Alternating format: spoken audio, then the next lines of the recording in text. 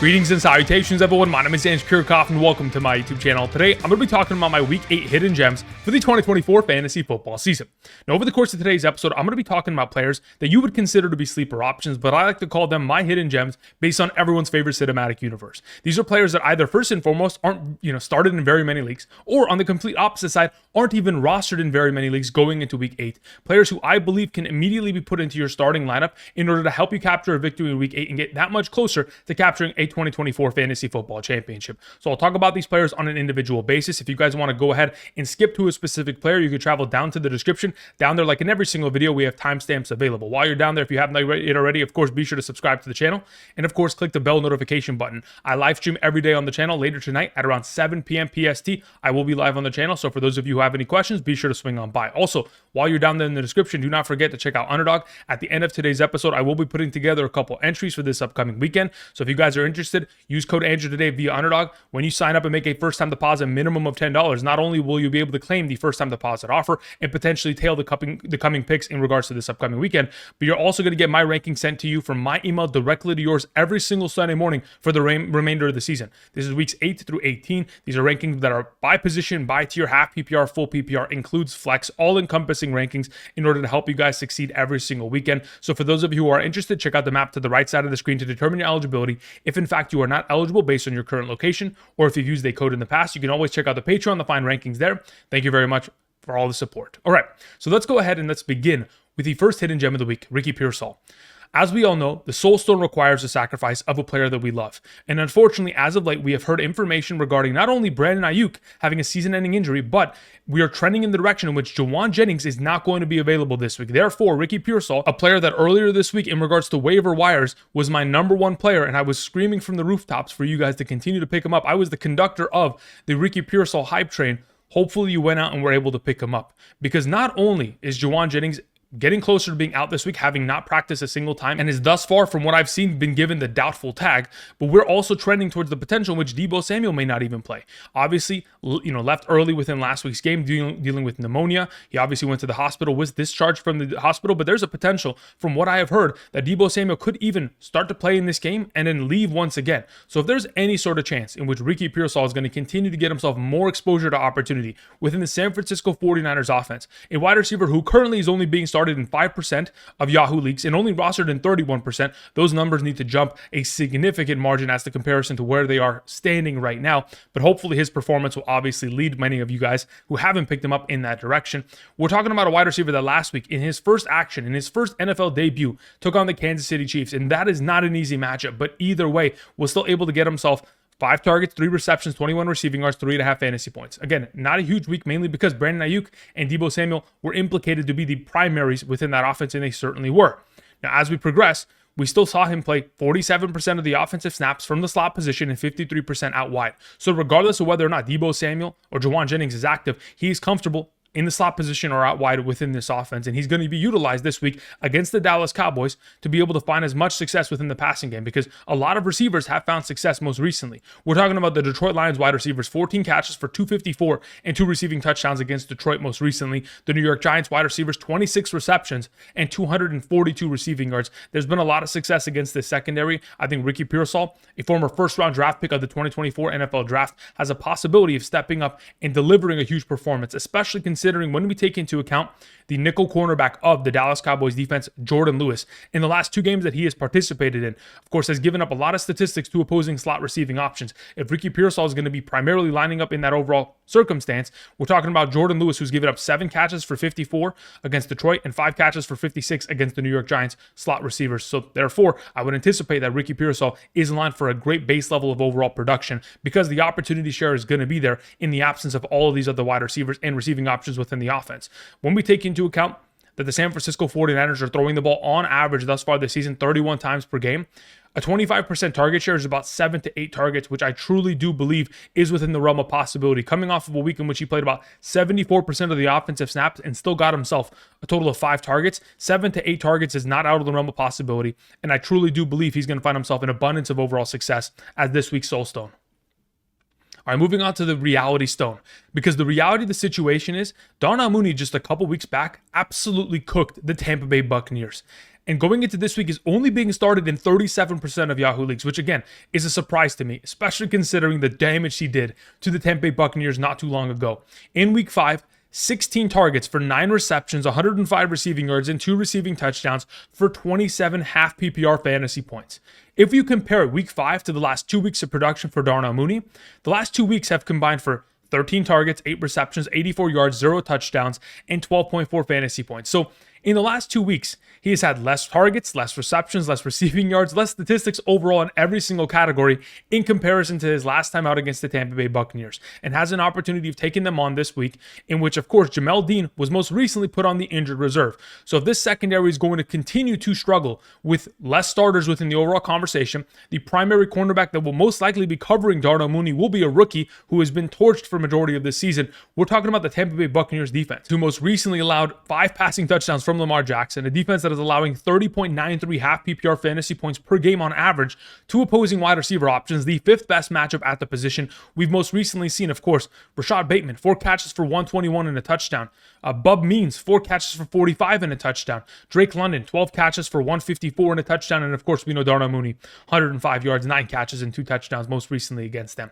When we talk about what Darnell Mooney does best, it's within the explosivity of deep passing opportunities that he continues to get. Thus far this season, his average depth of target is 14.1. Again, that's 18th amongst all wide receivers in the league. His overall deep target rate, 26%, is 18th amongst all wide receivers.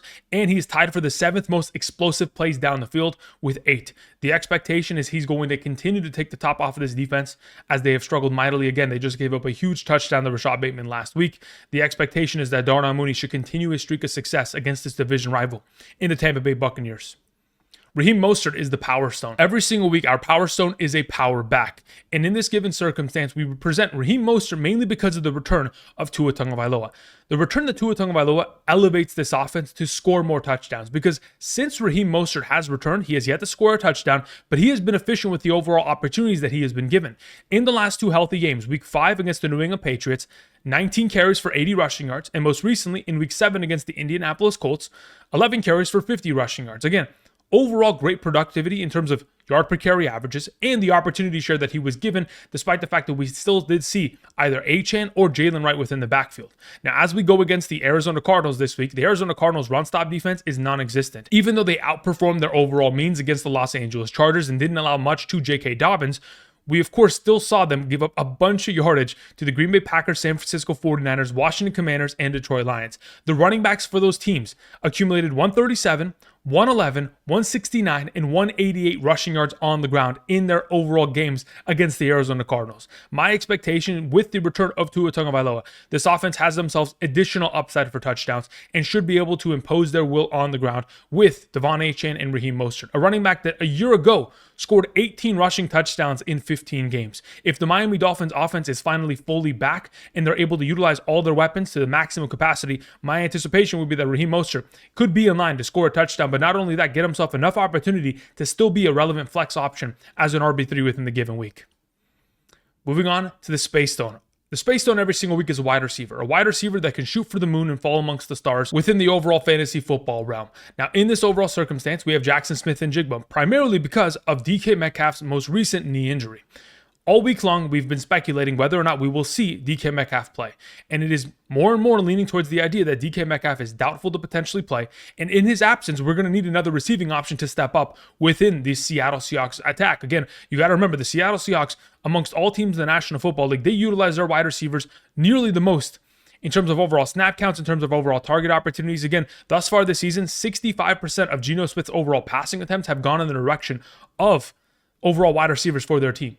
So if we're going to have Jaxon, Smith-Njigba taking on a defense like the Buffalo Bills, who have struggled mightily against slot receiving options, I understand that Jaxon, Smith-Njigba, very similar to Darnell Mooney, wide receivers that are coming off of lackluster performances, and you might not want to trust them because of that recently. Again, Jaxon, Smith-Njigba coming off of a week of 6 targets, 3 receptions, and 9 receiving yards. Understand that this upcoming matchup is extremely advantageous, and the absence of DK Metcalf presents even more target opportunity for him to take advantage of it. Thus far this season, the Buffalo Bills are playing about 73+% of zone coverage against opposing offenses. Therefore, if we're going to have JSN, who leads the team in terms of overall receptions against zone coverage, we would assume that he's going to have himself a field day. Most recently, we have seen Tyler Boyd, Calvin Ridley, when they lined up in the slot position, 5 catches for 49 last week against Buffalo Bills.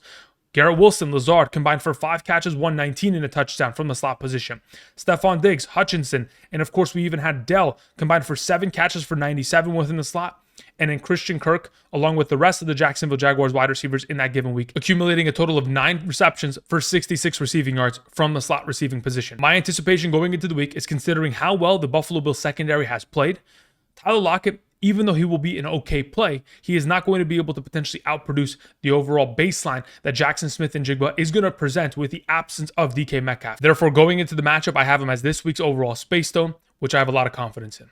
All right, moving on, we have the time stone as Anthony Richardson, quarterback of the Indianapolis Colts. Now, I'm going to assume that nobody is starting Anthony Richardson this week, but the overall matchup against the Houston Texans is quite favorable. I'm going to be totally honest, it really is. And considering he had Jonathan Taylor back, and hopefully Shane Steichen is building this offense in a different way in order to give Anthony Richardson more potential for upside. Again, I would assume that eventually he's going to improve, right? There's no way he's going to have a 50% passing completion percentage or below every single game this season for the remainder of the year. It's impossible. Therefore, I think going into the week against the Houston Texans, a matchup in which he has found success twice in his entire career. Earlier this season, week 1, even though he was 9 of 19 passing, he had 212 passing yards, 2 passing touchdowns, 6 rushing attempts for 56 rushing yards and a rushing touchdown, 26.1 fantasy points. Found himself a lot of success within the overall matchup in which he, of course, is comfortable in. Now, again, a lot of those overall plays within the passing game made 50 yards down the field by Alec Pierce or Ashton Dulin. I understand it, very volatile.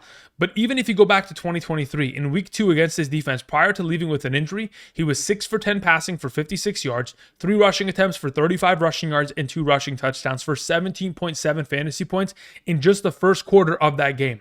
If we're going to be in a situation in which Anthony Richardson can take advantage of this defense that is allowing the 5th most fantasy points per game to opposing quarterbacks within the passing game, that's 13.75 on a per week average. If Anthony Richardson can get himself 10 fantasy points off of just passing statistics isolated, his rushing upside in itself is going to implicate him for being a potential 16 to 18 point quarterback, which in this overall circumstance, I believe is a top 16 player at the position.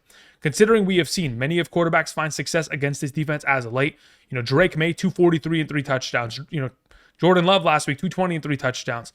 Even Josh Allen, concussed, was able to get himself a passing touchdown. Sam Darnold, 4 passing touchdowns, 181. Trevor Lawrence, 169 and 2 passing touchdowns. Not all these quarterbacks are great. Obviously, they've all relatively played better than Anthony Richardson, but I truly do believe that this offense is going to eventually get back on track, allow him to elevate not only on the ground, but through the air in order to make him a far more relevant option. It's finally time to unleash Anthony Richardson against this Houston Texans defense. The final option I wanted to mention is AUDRIC ESTIME, the rookie running back for the Denver Broncos. Now, the reason why I have him in this conversation as this week's milestone is because, cursed with knowledge, I know that the Carolina Panthers, by far and away, are the easiest matchup you can ask for at the running back position. Therefore, we are all firing up Javonte Williams. But the Carolina Panthers are allowing 24.47 fantasy points per game on average to opposing running backs thus far this season throughout their first 7 games. We have seen 11 different running backs thus far this season in 7 games score over 10 fantasy points in a half PPR scoring format against their defense. So if we're going to be in a situation in which we know AUDRIC ESTIME obviously just most recently came back from his injury last week, has an opportunity getting himself more utilization within this backfield going forward. When given opportunity this year in the 3 games that he has participated in, 9 carries for 56 rushing yards. That's a 6.22 yard per carry average. Has played very efficient with his overall touches thus far this season. But when we know that Bryce Young is going to be playing quarterback for the Carolina Panthers, that opens up so much opportunity because this season, in the 2 games in which Bryce Young has been the starter, they lost to both the Los Angeles Chargers and New Orleans Saints by a total of 73-13. They got blown out by 60 total points in those 2 matchups combined. Therefore, I would assume that going into the week, Bryce Young is being fed to the Wolves because he's taking on the Denver Broncos secondary.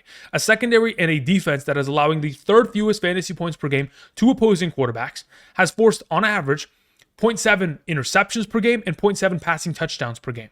They're intercepting the ball against opposing quarterbacks just as much as they are allowing passing touchdowns. They're only allowing 177 passing yards, only a 65% passing completion percentage. The assumption is that the Denver Broncos are going to be able to turn up this defense, stop the run, and of course force Bryce Young to have to beat them with his arm, which again, he has demonstrated thus far this season he is not prepared to do so.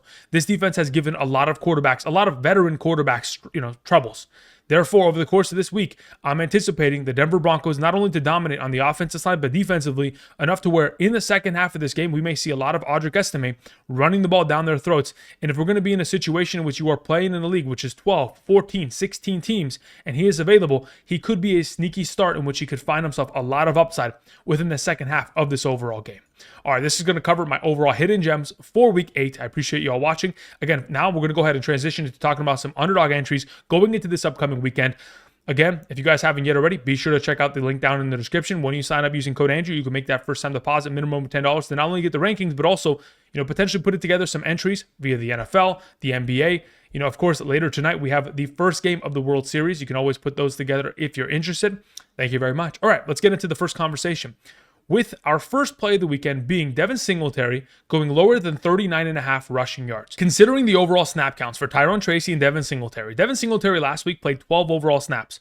Okay, Tyrone Tracy played 39 overall snaps. And on top of that, Eric Gray played 6 snaps. So Eric Gray was getting almost as much overall utilization as Devin Singletary. And even though Devin Singletary was given himself ample opportunity thus far this season, unless it's been an advantageous matchup or unless he has been given a bulk majority, like 15 rushing attempts, he has not been able to surpass that number of 39.5 rushing yards. I believe that Tyrone Tracy has done enough within this offense to designate himself as the starter going forward.